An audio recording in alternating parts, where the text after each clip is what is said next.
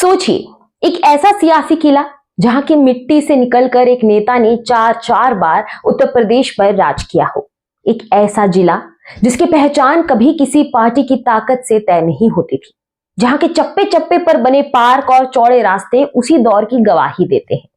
लेकिन फिर वक्त का पहिया घूमा। जिस जमीन पर कभी हाथी की चाल से विरोधियों के पसीने छूट जाते थे, आज वही जमीन खिसक कर किसी और के पाले में चली गई है। 10 साल से वहां सन्नाटा पसरा हुआ है और अब जब 2027 की सियासी बिसात बिछने लगी है, तो अचानक उसी जमीन पर एक नए चेहरे को पूरी कमान सौंप कर उतारा गया है। जी हाँ, हम बात कर रहे हैं मायावती के गृह जनपद यानी कि गौतम बुद्ध नगर की। जो चेहरा मैदान में उतरा है वो कोई और नहीं बल्कि उनके अपने भतीजे और नेशनल कोऑर्डिनेटर आकाश आनंद है। अब इस बीच एक सवाल खड़ा होता है और सवाल ये है कि आखिर दादरी को छोड़कर जेवर के दनकौर को ही क्यों चुना गया? क्या यह सिर्फ एक चुनावी रैली है या फिर बहुजन समाज पार्टी की पूरी खोई हुई विरासत को वापस पाने की कोई बड़ा दांव? नमस्कार, मैं हूं श्रेयोशी और आज बात करेंगे उत्तर प्रदेश की राजनीति का सबसे बड़ा और दिलचस्प सियासी चक्रव्यूह के बारे में। दोस्तों, इस पूरी कहानी को समझने के लिए हमें थोड़ा पीछे चलना होगा। गौतम बुद्ध नगर यानी जिसे हम आज नोएडा, ग्रेटर नोएडा और जेवर के नाम से जानते हैं, यह सिर्फ उत्तर प्रदेश का एक जिला नहीं है, यह बहुजन समाज पार्टी की रूह है। मायावती का पैतृक गांव बादलपुर यही है। जब बसपा सत्ता में थी तो इस इलाके का कार्यकल्प हुआ। यमुना एक्सप्रेसवे से लेकर बड़े बड़े प्रोजेक्ट्स की नींव रखी गई। राजनीतिक तौर पर यह इलाका बसपा का वो अजय किला था जिसे भेदना किसी की बस की बात नहीं थी। अगर हम जेवर विधानसभा सीट के इतिहास को देखें तो 2002 में बसपा के नरेंद्र कुमार जीते, 2007 में होराम सिंह ने जीत दर्ज की, 2012 में बेदराम भाटी ने जीत हासिल करके बसपा की लगातार हैट्रिक बना दी। यही हाल पास के दादरी सीट का भी था जहां सतवीर गुर्जर का दबदबा चलता था। लेकिन 2012 के बाद जैसे ही सत्ता बदली, हवा का रुख भी बदल गया। पिछले 10 सालों में बीजेपी ने इस पूरे इलाके में ऐसी मजबूत पकड़ बनाई है कि बसपा का जो पक्का वोटर और कैडर था वह धीरे धीरे बिखरता चला गया। जिस पार्टी ने कभी पूरे प्रदेश को दिशा दी थी, वो अपने ही घर में कमजोर पड़ती चली गई और यही बात पार्टी के अस्तित्व और शाख पर सीधा सवाल खड़ा कर रही थी। अब आते हैं आज के सबसे बड़े सवाल पर। आखिर इस बार दादरी की बजाय जेवर के दनकौर को क्यों चुना गया? देखिए, राजनीति में कोई भी फैसला बिना नाफे नुकसान के नहीं होता है। दादरी में पहली समाजवादी पार्टी ने सभा करके माहौल गरमाया। उसके तुरंत बाद बीजेपी ने भी वहां शक्ति प्रदर्शन किया।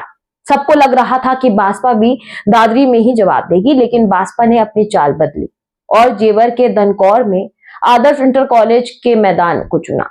इसके पीछे दो बड़े कारण हैं। पहला कि जेवर की बदलती पहचान। जेवर इंटरनेशनल एयरपोर्ट बनने के बाद यह इलाका अब सिर्फ एक देहाती विधानसभा नहीं रहा, यह पूरे देश के सबसे बड़े विकास और निवेश का केंद्र बन चुका है। यहाँ की राजनीति अब पूरे पश्चिमी उत्तर प्रदेश को प्रभावित करती है।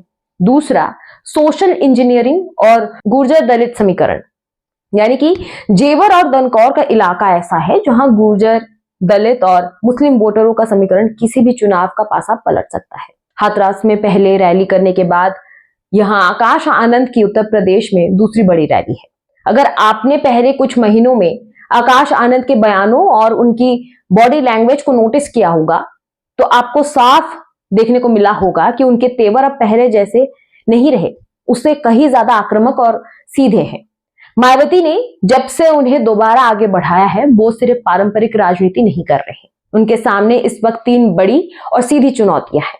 पहला, कार्यकर्ताओं में जान फूंकना। लगातार चुनावी हार के बाद पार्टी का जो कैडर घर बैठा था, जो कार्यकर्ता सुस्त पड़ चुके थे, उनके अंदर यह भरोसा जगाना कि बसपा अब भी सत्ता की रेस में है। दूसरा, युवाओं और जेनजी वोटरों को जोड़ना। आज का युवा सिर्फ पुराने नारों पर वोट नहीं देता है। आकाश आनंद अपनी सभाओं में नौकरी, आरक्षण, पेपर लीक, रोजगार और सम्मान जैसे मुद्दों पर खुलकर बोल रहे हैं ताकि नई पीढ़ी उनसे सीधे कनेक्ट कर सके। अब तीसरा है चंद्रशेखर आजाद का मुकाबला।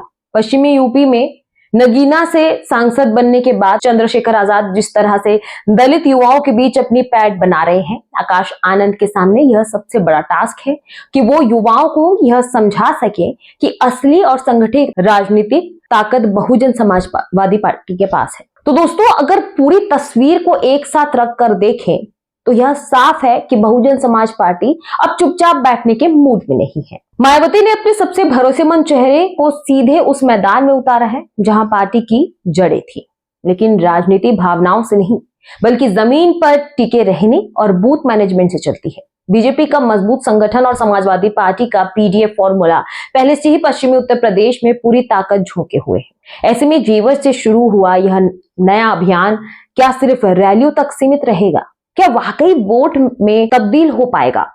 अब इस पूरी सियासी हलचल के बाद दो ऐसे सवाल हैं जिनका जवाब पूरे उत्तर प्रदेश की राजनीति का भविष्य तय करेगा। पहला, कि क्या आकाश आनंद युवाओं के मुद्दों को उठाकर पश्चिमी उत्तर प्रदेश में भाजपा के उस बिखरे हुए कैडर को फिर से एक मंच पर ला पाएंगे?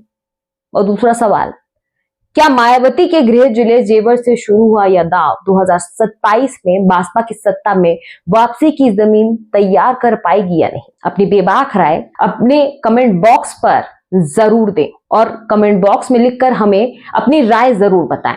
तब तक वीडियो को लाइक करें, शेयर करें और चैनल को सब्सक्राइब करना ना भूलें। नमस्कार।